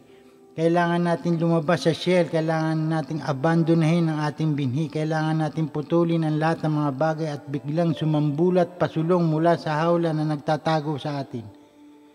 Ang hawlang ito ay may maraming mga forma, pamilya, pamana, bansa, relihiyon, politika, ang ating panlasa, ang ating interes, ang ating idea. Ang lahat ng mga yan ay dapat mamatay. Ang lahat ng mga bagay na sinaalang-alang ng ating sarili ay kailangang itapon upang tumaas at maging isa sa Kristong puwersa na walang makasarili. Mayroon itong solar na personalidad. Isang solar na may sariling katangian na kung saan ay malayo sa anumang mga konsepto ng pagiging makaako, na hindi natin maaring isipin ito ay ang uri ng katalinuhan, ang uri ng pagiging kung saan ay malayo sa anumang bagay na panlupa. Iba pang pagpipilian ay ang humawak sa isang kahulugan ng sarili upang bumuo ng isang pakiramdam ng ako, ng akin, upang tumingin, upang maging isang mahusay na maestro para kahangaan, kainggitan o panurin, irespeto o pag-usapan, umasang laging pinapansin. Ito ang daanan ng manininlang na gumagamit ng ating mga kahulugan sa ating sarili upang maingganyo, upang maging isang dyablo. Ito ang dahilan kung bakit sinabi ni Kristo sa Ebanghelyo sa Mateo. Hindi kapayapaan kundi tapak. Huwag ninyong isiping naparito ako upang magdala ng kapayapaan sa lupa. Naparito ako upang magdala ng tabak, hindi kapayapaan. Naparito ako upang paglabanin ang anak na lalaki at ang kanyang ama, ang anak na babae at ang kanyang ina, ang manugang na babae at ang kanyang biyanang babae, at ang magiging kaaway ng isang tao ay kanya rin mismo mga kasambahay. Ang umibig sa kanyang ama o ina nang higit sa akin ay hindi karapat-dapat sa akin. Ang umibig sa kanyang anak nang higit sa akin ay hindi karapat-dapat sa akin. Ang hindi pumapasa ng kanyang krus at hindi sumunod-sunod sa akin ay hindi karapat-dapat sa akin. Ang nagsisikap na mapanatili ang kanyang buhay, ang siyang mawawalan nito. Ngunit ang mawawalan ng kanyang buhay alang-alang sa akin ay magkakamit nito. Mga gantimpala. Ang tumatanggap sa inyo ay tumatanggap sa akin, at ang tumatanggap sa akin ay tumatanggap sa nagsugo sa akin. Ang tumatanggap sa isang propeta dahil sa ito'y propeta ay tatanggap ng gantimpalang nauukol sa propeta. At ang tumatanggap sa isang taong matuwid dahil sa ito'y matuwid ay tatanggap ng gantimpalang nauukol sa taong matuwid. Tandaan ninyo, sino man magbigay ng kahit isang basong malamig na tubig sa isa sa mga maliliit na ito, dahil sa siya'y alagad ko, siya'y tiyak na tatanggap ng gantimpala. Sa ibang salita, ang kautusan ng ating Panginoong Hesukristo na naglalayong pasiglahin ang kamalayan upang lumayo, naglalayong itulak ang kamalayan na abandonahin ang shell nito upang takasan ng binhi, at ang binhi ay kung saan tayo nanggaling. Lahat ng kung ano tayo ngayon ay isa lamang modifikasyon ng binhi na ating natanggap mula sa ating mga magulang ang sexual na binhi at nilalaman ng binhi ay ang buong kasaysayan ng sangkatauhan saan pamamanggaling ang binhi na tayo at ang bahay bata ay nagmula sa mahabang angkan ng tao na gumawa ng mga binhi at na namatay hanggang ngayon. Andito tayo at hanggang ngayon naririto. Dito sa unang Korinto 15, ang uri ng katawan at muling pagkabuhay. Subalit, may nagtatanong, paano bubuhayin muli ang mga patay? Ano magiging uri ng katawan nila? Hangal, hindi mabubuhay ang binhing itinanim hanggat hindi iyon namamatay. At ang itinatanim ay hindi halamang malaki na kundi binhi tulad ng butil ng trigo o ng ibang binhi. Ang Diyos ang nagbibigay ng katawan sa binhing iyon ayon sa kanyang kagustuhan. Bawat binhi binibigyan niya ng angkop na katawan at hindi pare-pareho ang laman ng mga nilikang may buhay. Iba ang laman ng tao, iba ang laman ng hayop, iba ang sa mga ibon at iba sa mga isda. May mga katawang panlangit at mayroon namang panlupa. Iba ang kagandahang panlupa at iba ang kagandahang panlangit. Iba ang liwanag ng araw, iba naman ang liwanag ng buwan. Iba rin ang liwanag ng mga bituin sapagkat maging ang mga bituin ay magkaibang liwanag. Ganyan din sa muling pagkabuhay. Ang katawang inilibing ay mabubulok. Ngunit di mabubulok kailanman ang katawang muling binuhay. Pangit at mahina ng ilibing, maganda at malakas kapag muling nabuhay. Inilibing na katawang panlupa, muling mabubuhay bilang katawang panlangit. Kung may katawang panlupa, mayroon din katawang panlangit. Ganito ang sinasabi sa kasulatan. Ang unang tao si Adan ay nilikhang binigyan ng buhay. Ang huling Adan ay espiritong nagbigay buhay. Ngunit hindi nauna ang panglangit, ang panglupa muna bago ang panlangit.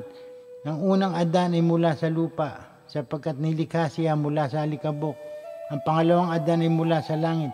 Ang katawang panlupa ay katulad na nagmula sa lupa. Ang katawang panlangit ay katulad na nagmula sa langit. Kung paanong tayo'y naging katulad ng taong nagmula sa lupa, matutulad din tayo sa taong nanggaling sa langit. Ang tumatanggap ang pinakadiwa ng libu-libong mga henerasyon o lahat ay naka-encode sa ating dugo, sa ating kaisipan. Kailangan makawala tayo mula doon. Dapat nating mabasag ang hawla, yang kasaysayan na yan. At ito ang dahilan kung bakit sabi ng Panginoong Hesukristo na ang magiging kaaway ng isang tao ay kanya ring mismo mga kasambahay. Ang kasambahay na iyon ay ang ating kaisipan. Ng ating ama at ina sa Ebanghelyo, ito ay sinasagisag ng lahat ng mga pwersa, pisikal, emosyonal, mental at spiritual na nagpapataas sa atin.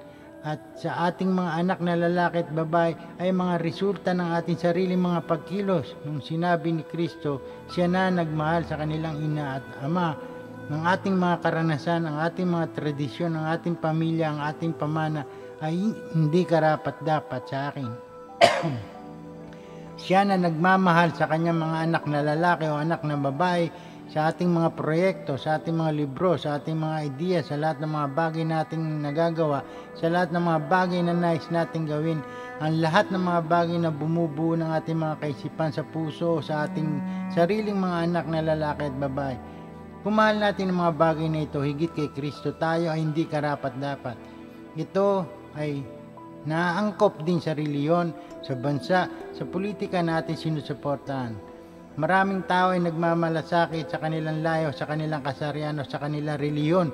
Ngunit kapag aktual nating ginigising ang ating kamalayan, nag-uumpisang makatanggap ng sinasadyang mga alaala ng ating mana, alaala natin ang ating nakaraang buhay.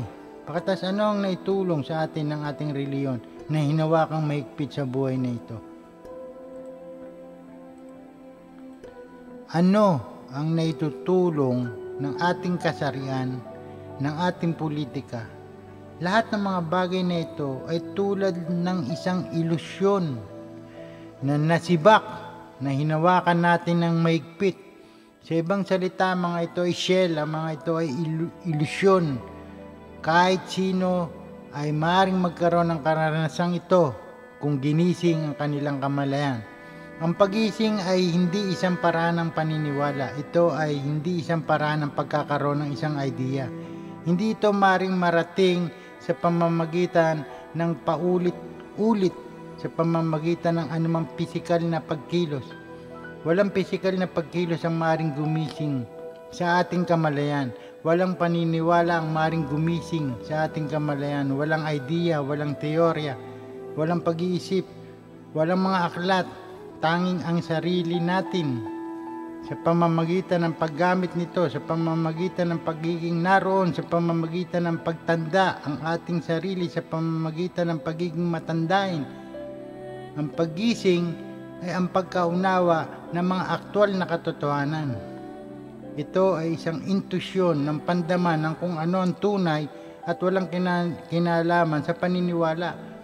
Kapag ang kamalayan ay nagsisimulang gumising sa positibong paraan, mag-uumpisang makita ang higit pa sa mga shell. Maaari nating makita na lampas sa kahit na anong relihiyon.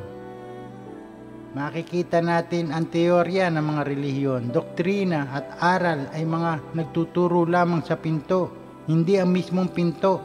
Ang pinto mismo ay nasa loob natin. Ito ay ating kamalayan. Ito ang dahilan kung bakit nakasulat sa Biblia sa Korinto, gumising sa katwiran. Sa unang Korinto 15:33, huwag kayong paloloko. Ang masasamang kasamay nakakasira ng magagandang ugali. Magpakatino kayo at talikuran ng pagkakasala. Ang iba sa inyo ay hindi kilala ang Diyos. Sinasabi ko ito upang mapahiya kayo. Kailangan nating gisingin ang ating kamalayan, hindi lamang maniwala, at ginagawa natin ito hindi lang dahil sa sariling obserbasyon at sariling pag-aalaala, at ang pag-a-apply sa pamamagitan ng mga tatlong dahilan ng mga kamalayan at sa pamamagitan ng paraan na sinisimulan natin upang maalis ang karumihan at lumikha ng higit pang kamalayan. Ang mga palatandaan ng mga lihim ay nasa loob ng iba pang mga binhi na nagkaroon tayo sa loob ng sexual na binhi. Ang ginagamit nating kamalayan bilang isang analohiya ay ang pinagmulan ng binhi ng kaluluwa ng tao na ang lahat ng bagay na tayo rin. Lahat ng bagay ay naka-encode sa ating sexual na binhi. Ang ating pinakaantas ng pagkakalika ay naka-encode sa ating sexual na binhi. Ang lahat ng bagay na meron tayo na saan man tayo magpunta ay nandoon, at lahat ng bagay na maaari tayong maging ay andoon. Sa sexual na tubig, sa makatwid, natuto tayong magtrabaho sa isang dalisay na paraan upang maitanim ang binhi ng incorruption. Maaari tayong lumikha ng isang kaluluwa. Ito ang dahilan kung bakit sinasabi dito sa unang Korinto 15. Ito ang ibig kong sabihin, mga kapatid. Ang binubuo ng laman at dugo ay hindi maaaring makabahagi sa kaharian ng Diyos. At ang katawang panlupa ay hindi maaaring magmana ng buhay na walang hanggan. Isang hiwagan sinasabi ko sa inyo, hindi lahat tayo'y mamamatay, ngunit lahat tayo babaguhin. Sa isang sandali, sa isang kislap mata, kasabay ng huling pag-ihip ng trompeta, sapagkat sa pagtunog ng trompeta, ang mga patay ay muling bubuhayin at di na muling mamamatay. Babaguhin tayong lahat. Ang ating katawang nabubulok ay mapapalitan ng hindi nabubulok, at ang katawang namamatay ay mapapalitan ng katawang hindi namamatay. Kapag ang nabubulok ay napalitan ng di nabubulok, at ang may kamatayan ay mapalitan ng walang kamatayan, matutupad na ang sinabi sa kasulatan, nalupig na ang kamatayan, lubos na ang tagumpay. Nasaan ang kamatayan ng iyong tagumpay? Nasaan o kamatayan ng iyong kamandag? Ang kamandag ng kamatayan ay ang kasalanan, at ang lakas ng kasalanan ay nagmumula sa kautusan. Magpasalamat tayo sa Diyos sapagkat tayo binigyan niya ng tagumpay sa pamamagitan ng ating Panginoong Hesukristo. Kaya nga, mga minamahal kong mga kapatid, magpakatatag kayo at huwag matinag. Maging masipag tayo sa paglilingkod sa Panginoon, dahil alam ninyong hindi masasayang ang inyong paghihirap para sa Kanya. Sa ibang salita, ang ating mga binhi na masama ay dapat maging mabuti. Dapat nating ilagay na kung saan ang masama ay magagawang baguhin. Alam natin ang mga paraan upang gawin ito na nakasulat sa Biblia dahil sinasabi ito sa Aklat ng John. Ang tinanggap ng Diyos bilang anak niya ay hindi nagpapatuloy sa pagkakasala sapagkat nananatili sa kanya ang buhay na galing sa Diyos. At dahil Diyos ang ama niya, hindi siya maaaring magpatuloy sa pagkakasala. Ang binhi na ito ay ang sexual na binhi. Kapag ang binhi mananatili sa loob niya, ito ay nangangahulugan na tinatakwil ang orgasm, ang pagpapaalis ng binhina, ang basura ng binhina. Ang alam natin ito dahil sa mga batas ni Moises. Sa Levitico 15:16, kapag ang isang lalaki ay nilabsan ng sariling binhi, dapat siyang maligo. Ituturing siyang marumi hanggang gabi. Dapat laban ang alimang kasuotang yari sa seda o balat ng hayop na nabahiran nito at hugasan ng alimang bahagi ng katawan na natuluan ng binhi. Iyo'y ituturing na marumi hanggang gabi. Pagkatapos magtalik ang isang lalaki at isang babae, dapat maligo silang pareho. Sila'y tinuturing na marumi hanggang gabi. Ginawa niya ito, napakalinaw na ang pagpapalabas ng mga tamod o ang bini ay gumagawa sa atin upang maging hindi malinis o kurap. Sa 9, ang tinatanggap ng Diyos bilang anak niya ay hindi nagpapatuloy sa pagkakasala sapagkat nananatili sa kanya ang buhay na galing sa Diyos. At dahil ang Diyos ang ama niya, hindi siya maaaring magpatuloy sa pagkakasala. Dito natin makikilala sino mga anak ng Diyos at sino mga anak ng Diablo. Ang sino mang hindi gumawa ng matuwid, hindi umibig sa kanyang kapatid, hindi anak ng Diyos. Sa ibang salita, ang sexual na binhi ay ang puwersa ng pagiging sagisag ng mga hormones na nangangahulugang isang puwersa ng pagiging. Iyon ang puwersang kapag inilabas mula sa katawan ay maaaring lumikha ng isang bagong katawan o kapag ang puwersa na ay nananatili sa loob ng katawan, ito ay maaaring lumikha ng isang bagong katawan, ngunit hindi pisikal na katawan. Maaari itong lumikha ng isa pa sa isa pang dimension, isa pang antas ng buhay, at ito ay tinatawag nating kaluluwa. Kaya alam natin na may malakas na ugnayan sa pagitan ng pagtatalik at kaisipan. Ang ating mga kaisipan, ang ating mga kamalayan ay sira dahil sa sex.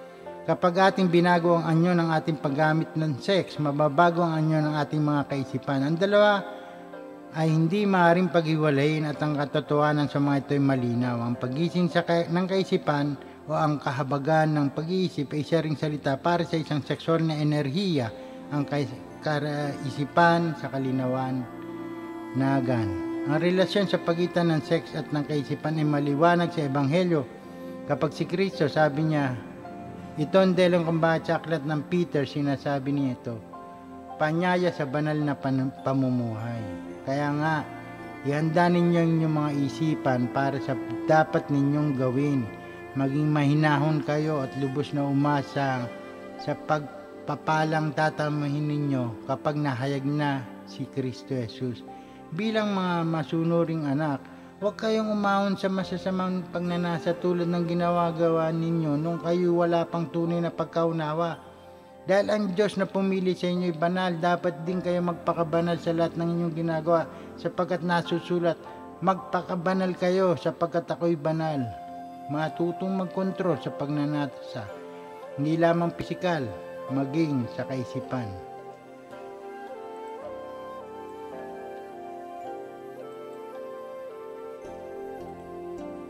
Sa Mateo 5, ang katuruan laban sa pangangalunya. Narinig ninyong sinabi, huwag kang mangangalunya. Ngunit sinabi ko na sa inyo, ang sino mang tumingin sa isang babae ng may mahalay na pagnanasa ay nangangalunya na sa babaeng iyon sa kanyang puso. Ang ibig sabihin, kahit na ang idea nito, kahit na ang mga pag-iisip sa mga ito ay isang krimen, ito ay isang pang-aabusong sexual na enerhiya. Kung ang kanang mata mo ay nagiging sanhi ng iyong pagkakasala, dukutin mo ito, ititapon. Mabuti pang mawalan ka ng isang bahagi ng iyong katawan kaysa ang buong mong katawan ang itapon sa impyerno. Kung ang iyong kanang kamay naman ay nagiging sanhi ng iyong pagkakasala, putulin mo ito. at itapon. Mabuti pang mawalan ka ng isang bahagi ng iyong katawan kaysa ang buo mong katawan ang itapon sa impyerno. Sa 1 Peter 1:22, ngayon, malinis na kayo dahil sa inyong pagsunod sa katotohanan at naghahari na sa inyo ang tapat na pag-iibigan bilang magkakapatid. Naway maging maalab at taos sa puso ang inyong pagmamahalan.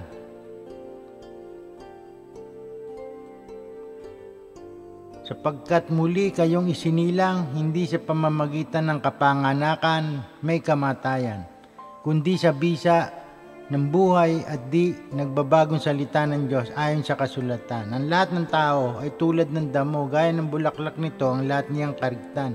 Ang damo ay nalalanta at kumukupas naman ng bulaklak. Ngunit ang salita ng Panginoon ay mananatili maglanmang. At ang salitang ito, ang magandang balitang ipinangangaral sa inyo. Upang gisingin ang binhi ng taong may kaluluwa ay talagang napakahirap, napakahigpit na trabaho. Hindi maaaring maisagawa sa pamamagitan ng anumang gawang mekanikal na paraan. Maaari lamang maisagawa ang mga ito sa pamamagitan ng tatlong kadahilanan na dinadala at nagtatalbugan sa isa't isa. Upang magawa ng may kamalayan ang tatlong mga dahilan habang may pagbabago sa sexual na puwersa, ang mga pangunahing mga parametro ay nagbibigay ng balangkas. Ngunit upang aktwal na gawin ito ay lubang mahirap.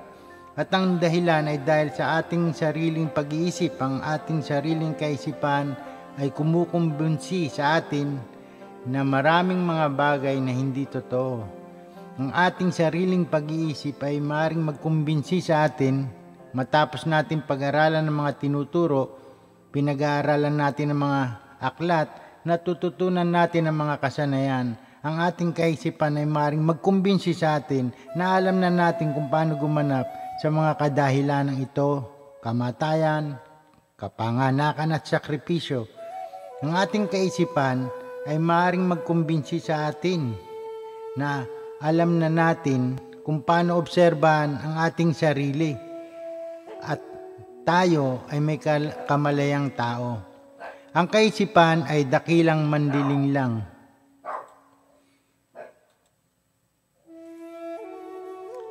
Kaya kinakailangan patuloy nating binabago ang ating pangunawa sa mga aral. Ang pananampalataya ng ating mga kaluluwa ay nakataya rito. Higit pa dyan, pati ang pananampalataya ng sangkatauhan dahil sa loob ng ating mga binhi, ang sexual at kamalayan ay umaasang ang buong pananampalataya ng mundong ito. At kapag naintindihan natin ito, na hindi lamang ang ating kaluluwa ang nakabitin sa balanse, ito ay ang pananampalataya ng buong lahi. Isang binhi na lumabas mula sa kanyang shell at tumiwalag mismo na naghahanap para sa liwanag, na nagbabagong anyo ng kanyang tubig at nagmula sa lupa ang mga elemento na kailangan nito at lumalaki sa isang mahusay na punong kahoy ay maaaring magpakain sa buong sistema ng organismo. At masaksihan natin ito kay Jesus na bumuo ng kanyang sariling mga binhi at naging mahusay na nilikha na naghimok sa pamamagitan ng mga pwersa ng pag-ibig, ng pag-aalaga para sa iba, hindi kasakaman para sa kapangyarihan, hindi para sa kilala, ngunit upang makatulong. Ang bawat tao ay may mga organismo na may potensyal. Kung tayo ay seryoso, maaari nating magawa ito. Kaya magsimula tayo sa pamamagitan ng pagbibigay pansin sa ating mga kaisipan, pagbabago, hindi nagpapahintulot sa ating mga gawing mekanikal upang gabayan ang ating mga buhay, upang ituwid ang hukay, ngunit upang madala ang bagong mga pwersa mula sa kahalagahan sa sandali ng ating proseso ng pagmamasid sa sarili at sariling alaala. Kailangan natin ang lahat ng mga gamit at orasyon ng panalangin, meditasyon, at iba't ibang mga kasanayan na ginagamit natin para sa iba't ibang sanga ng puno at para sa ating kamalayan. Gayunpaman, sa loob ng ilang siglo, ang tao ay gumagawa ng kasanayang ito. siglo, gaano karami ang nagising sa kanilang kamalayan at gaano karami ang nakalika ng kaluluwa at gaano karami ang naging mahusay na maestro. Napakakonti, ito ang punto.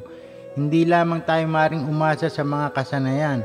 Kapag ginawa natin ang mga kasanayan sa anumang tradisyon, kung anumang gawain na ginagawa ng may kamalayan, tiyakin na ginagawa ang lahat ng may mga kadahilanan na kinakailangan para sa kasanayan upang maging mabisa. Ito ang punto. Maraming nag-aaral ng mga lihim na karunungan at nagbabasa ng ilang mga aklat at nag-aaral, tinatawag ang kanilang sarili bilang maestro at nagsimulang gamitin ng balute at sinubukan mag-meditation.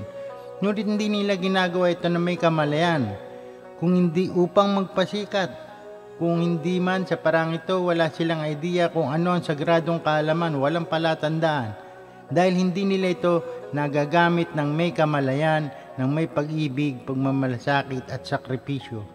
Sa kabilang banda, kung nagtuturo tayo sa isang tao kung paano magkakaroon ng kamalayan upang talagang magawa ito,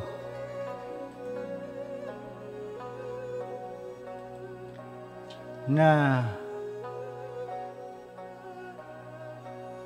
kung ano ang kailangan nila, sila ay makakakuha ng mas marami mula sa kanilang mga sandaling karanasan na minsan ang isang tao ay nagkakabisado sa lahat ng mga libro, sa lahat ng mga kasanayan. Ito ang mahalagang sanhi. Palagi natin pinag-aaralan ang tatlong mga kadahilanan, ngunit ginagawa natin ang mga ito nang wala sa loob. Ginagawa natin ang mga ito mula sa paniniwala o idea o bilang pag-uulit. Ang mga ito ay pag-aaksaya ng kanilang panahon. Ang lahat ng mga ito, ang mga gawi ay walang kahulugan maliban kung magising natin ang ating kamalayan. Ito ay dahilan kung bakit ang mga salita ng mga sinaunang maestro kapag sila ay nagsasalita ay banal dahil sila ay dumating na may gising na kamalayan. Kapag nagmumula ito mula sa bibig ng iyong Diyos, ang iyong panloob na pagiging pantas o maestro, ang iyong panloob na pagkatao, yun ay ang tunay. Ang dahilan kung bakit may mga taong nadidismaya sa kanilang mga kasanayan sa espiritual na pag-aaral, sinasabi nila na matagal na nilang pinapractice ang mga lihim na kaalaman, ang mga orasyon, at hindi nila ito mapagana. Ito ay dahil hindi nila ginagawa ito ng may gising na kamalayan. Ginagawa nila ito nang wala sa loob. Tinatanda nila ang mga orasyon sa mga aral ng sagradong kaalaman, ngunit wala sa kamalayan. Gumagawa sila ng meditasyon pero walang nangyari. Ano ang dahilan? Kung bakit ang mga kasanayan ay hindi nila ito mapagana. Ito ay hindi kasalanan ng mga kasanayan o ng sagradong kaalaman. Ito ay hindi kasalanan ng mga nagtuturo o ng mga panuntunan. Ito ay dahil sa hindi gising na kamalayan. Kung tayo ay talagang gising sa kamalayan, kung talagang natuto tayong gisingin ang ating sariling kamalayan, maaari nating pangunahan ang mga bagay ng higit sa pisikal na pandama. Mabilis, ito ay nakasalalay sa atin. Maaari tayong magkaroon ng isang karanasan sa paraiso sa unang pagsasanay ng meditasyon. Maaaring makalapit sa pakikipag-usap sa Diyos. Maaari tayong makipag-usap sa mga anghel. Maaari tayong lumabas sa ating pisikal na katawan. Kung alam natin kung paano mapagana ang ating kamalayan, kung alam natin kung paano mangingibabaw sa ating kaisipan. Sa kasamaan palad, tayo ay nahirati na makulong sa ating mga kaisipan at sa ating sariling pandama at sinasama natin ang hawla sa paraiso. Gusto nating kasama ang ating maduming sarili sa pakikipag-usap sa Diyos. Ito ay isang batas ng kalikasan, gayunpaman na ang masamang sarili ay hindi maring pumunta roon sa meditasyon upang maranasan talaga kung ano ang meditasyon ay kinakailangan na abandonahin ang lahat ng mga bagay na may kaugnayan sa kahulugan ng ating sarili. Ito ang dahilan kung bakit lagi tayo nagsisimula sa meditasyon nang nakaka-relax ang ating kaisipan. Ang tatlong kaisipan ay tumutugba sa ating pag-iisip. Laging tayong nagsisimula sa ating pisikal na katawan. Lagi natin sinisimulan ang meditasyon sa pag-relax ng ating pisikal na katawan. Anumang bakas ng tensyon ay sapat upang mapatigil ang pagmeditasyon. Ang malalim na relaxation ay mahalaga. Kaya iyon ay kung paano natin pinare-relax Ang pangatlong kaisipan, ang motor, katutubo, sexual na kaisipan. Makukuha natin ang physical na katawan na makapag-relax. Doon, kailangan natin makapag-relax ang emosyonal na sentro kung saan may kaugnayan sa astral na katawan. At ito ay ang ating kondisyon, ang ating psikolohiyal na kalooban. Kailangan natin obserbahan ang ating kondisyon. Maaari tayong magkaroon ng pagkabalisa o inaasahan o takot o pagkakatigkit sa ilang forma ng damdamin. Siguro nanggaling mula sa mga kaganapan ng araw. Alinman sa mga emosyonal na katangian ay sapat upang maging sanhi ng emosyonal na sentro sa pagkakaiba at upang panatilihin ang ating kahulugan ng sarili ang maging sentro ng katawan.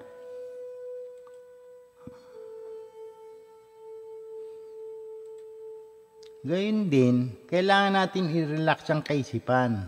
Bitawan ang ugali ng pag-iisip upang abandonahin ang pag-iisip upang malaman kung paano magiging isang taga-masid.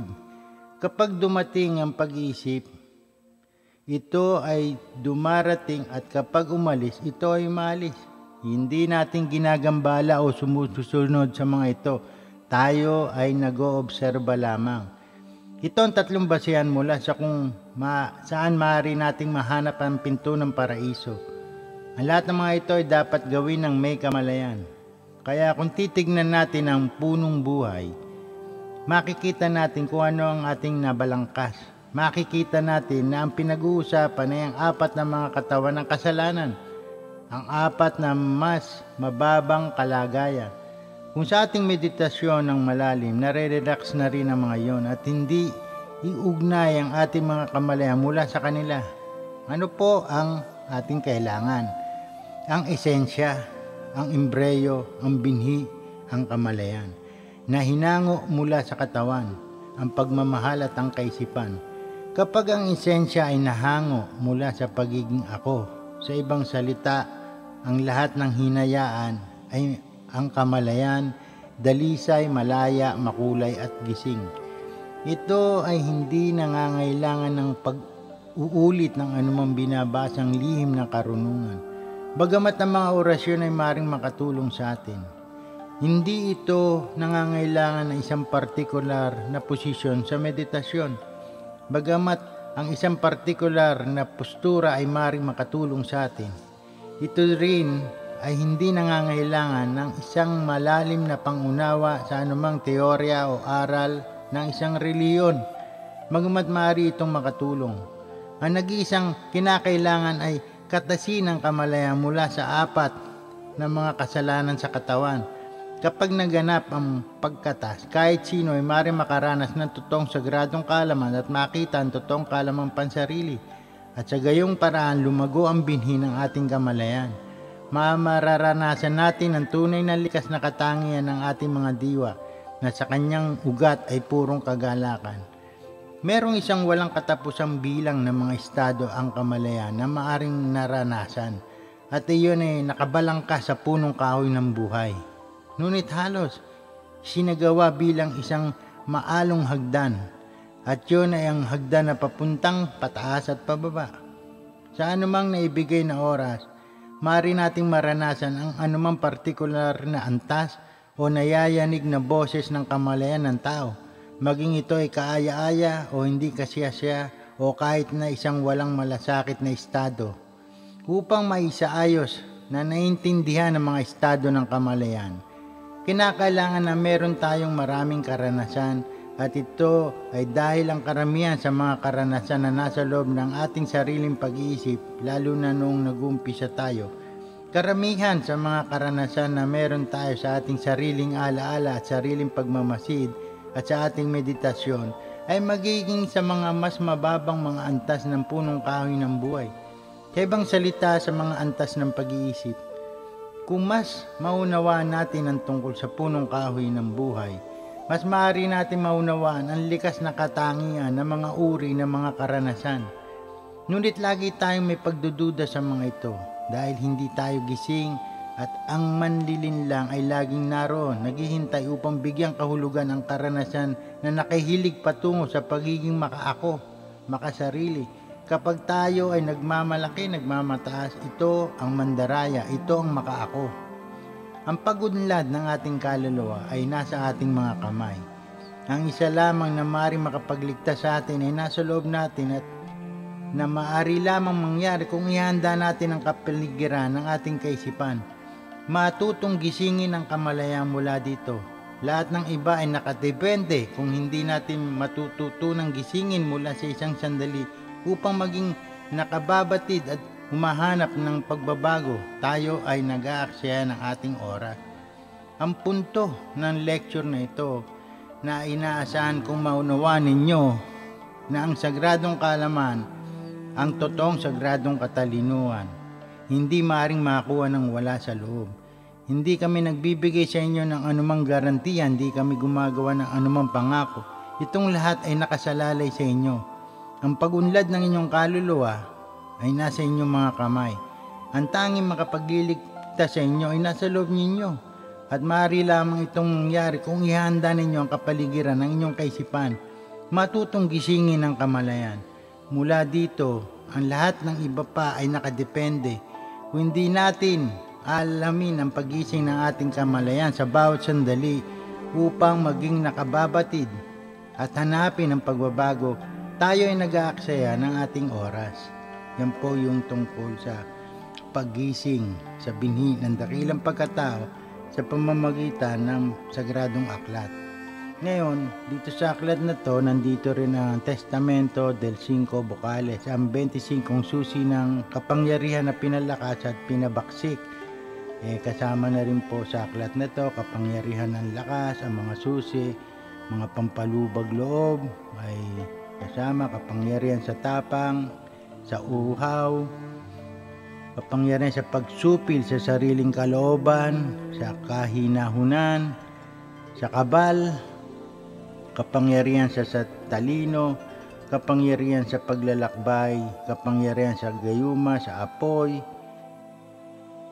sa hating gabi, kapangyarihan sa pagbabalik, kapangyarihan sa pagpapahaba ng buhay, sa gutom, at kapangyarihan sa paggagamot. Nandito rin po mga orasyon, kapangyarihan para sa palos, para bumilis, tagabulag, kapangyarihan sa pagtawag ng tao, sa pamarusa, maging sa mga panlunas, kapangyarihan sa ukbo, sa mata, mga susi sa kapangyarihan ng tagabulag, 25 susi ng kapangyarihan ng Sator. Nandito rin po yung mga different keys, susi, banal na susi na magagamit sa iba't ibang problema o sitwasyon, tulad ng pamarusa sa masamang tao, pagbabalik at panawag sa tao, pangontra sa galing ng mangkukulang at babarang, at kapangyarihan sa gutom at uhaw, mga susi sa lakas, sa tigalpo upang hindi matuloy ang mga masasamang balak, susi pampahaba ng buhay, susi upang matuklasan ng mga lihim, kaligtasan sa paglalakbay, pangalis ng takot, pampatapang, ang susi sa panggagamot ng may sakit, susi sa kahilingan, pambakod sa sarili, kontra discommunion, ay kasama po sa papapag-aralan dito sa Sagradong Aklat 51. Ngayon po, nagpapasalamat muli tayo, si Brad Ness, at inaasahan ko ang pagpapala ng Diyos sa inyo at ang magandang araw na inyong ibubuhay. Maraming salamat po.